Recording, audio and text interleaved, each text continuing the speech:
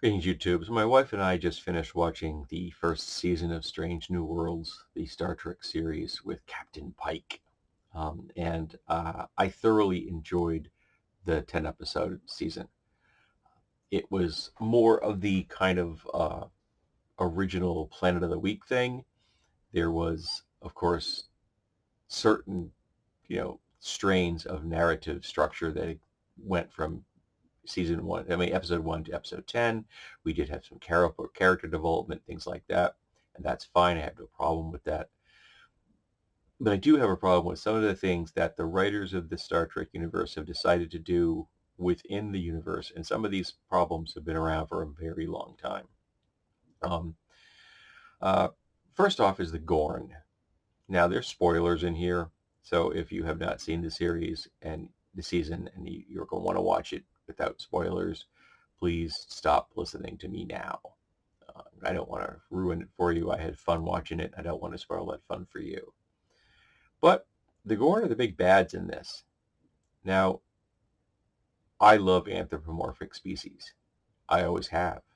And one of my first exposures to anthropomorphic species outside of things like cartoons and Disney movies was in the original series episode that introduced the Gorn, a lizard person. Now, it wasn't the most well-done costume, very iconic looking, wasn't very dynamic because it was very difficult to move in the thing, but it still was unbelievably cool even to this day. The stills from that thing still make me smile every time I see them. They're just friggin' cool. But the writers of the Star Trek series Strange New Worlds decided that we need a big bad. We can't just use elements that already exist in the universe and treat them in a way that they have been treated in the past, or we can't come up with something brand new. No. We're going to take an existing species and do something completely different with them. So they turn them into monsters.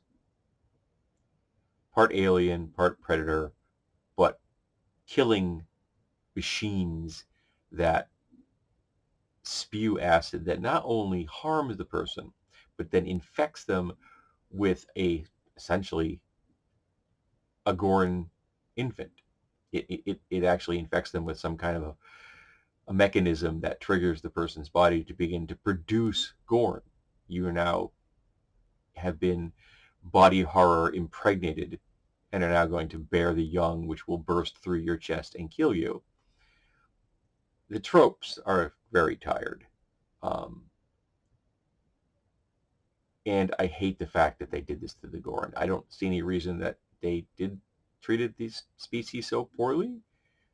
I don't, and I don't understand why they decided that they needed to have a species that is just this mindless killing machine, and yet they have these advanced societal structures. They have science and culture and things. They have technology, and yet they breed by spewing acid on something that then infects the creature and makes them produce more Gorn.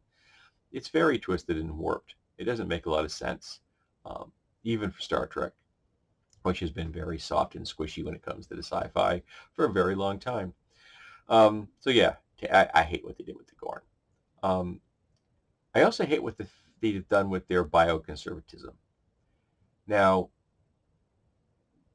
it's always been bioconservatives in the whole Star Trek Federation kind of thing. You have to remember that this is a universe where someone came up with, Noonien Sung came up with a new strain of genetically engineered humans who then tried to take over the world, essentially. And because of that, they decided that you can never, ever genetically modify a human being ever again. And the very concept of genetic engineering is so anathema to Earth Federation, and that if you even attempt to do this, you will be banned from ever becoming a member of the Federation, and you will be hunted down and imprisoned essentially because you dared to actually use science to save things.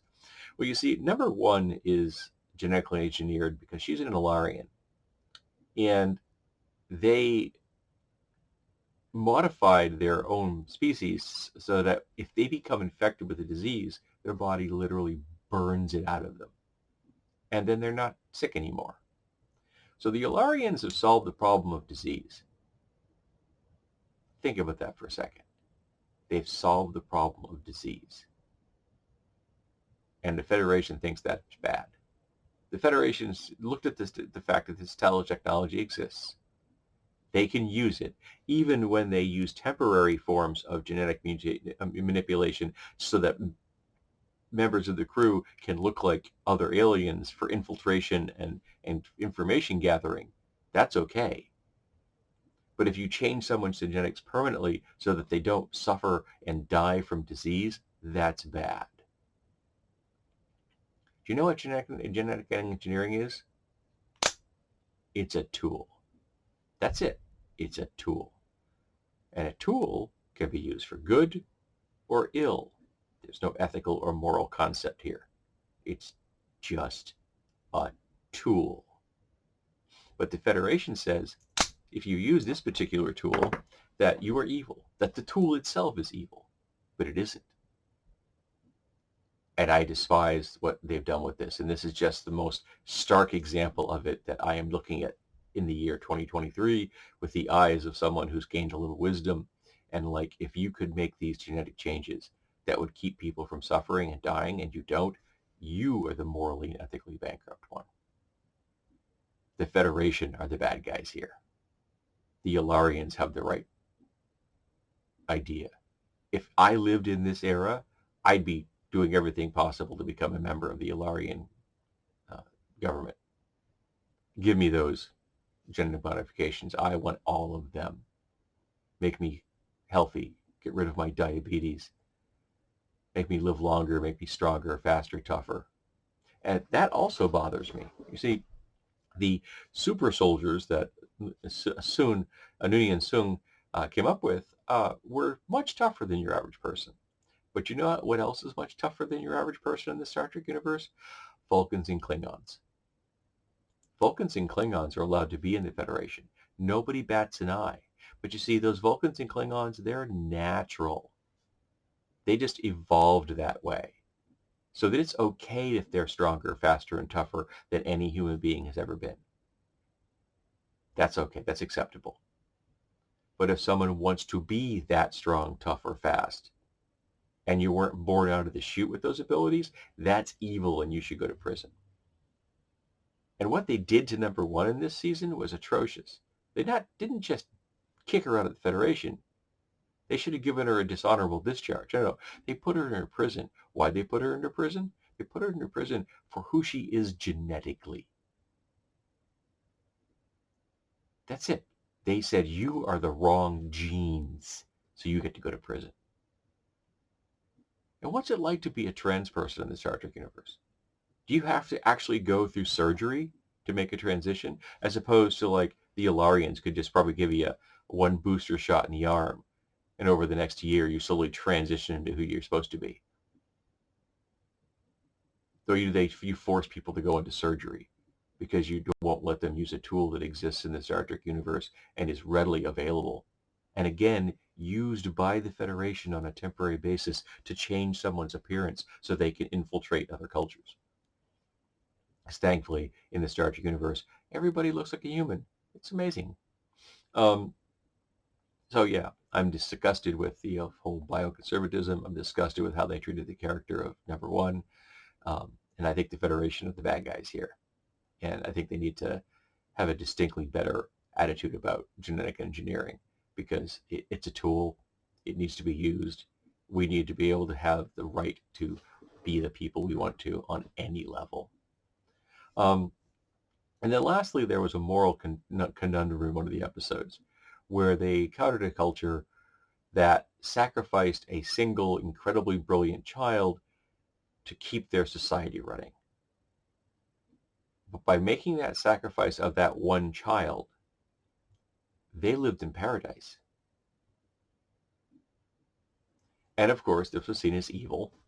And it was heart-wrenching because, of course, Pike is in love with someone that's part of this culture, and he can't accept the fact that they're willing to sacrifice a child to keep their society running. It's because it's literally part of some big machine, and they don't understand why the machine does what it does. But by sacrificing this one child, their society just keeps going, and everybody gets to live in utopia. And Pike is against this. I'm a utilitarian. If sacrificing one person lets everyone else in the entire species live in utopia, that's a pretty good deal, even if it is without the consent of that sacrificial victim. Now you're going to say, well, that's a horrible thing. It's a horrible thing to say, James. That's atrocious. How dare you have that attitude? How many people are going to die today in this world because of capitalism? When you view this, and you could view this video every single day for the rest of your life, how many kids are going to die today? Through exposure, through starvation, or through deprivation because they don't have access to health care? How many? And we seem to be okay with that, don't we? And we don't live in utopia. We live in a capitalistic dystopian hellscape. But we're okay with the fact that there are kids all over the world today who are going to die because of capitalism. But this fictional society has found a way of only sacrificing one person to keep everything running, and everybody lives in utopia. So don't tell me that I'm being morally or ethically monstrous when we live in the world we live in today. Because none of those people who died today, none of those kids that died today consented. And we get capitalism in return? That seems like a pretty bad deal. So yeah, I'm a little dissatisfied with some of the writing in the Star Trek Strange New World series.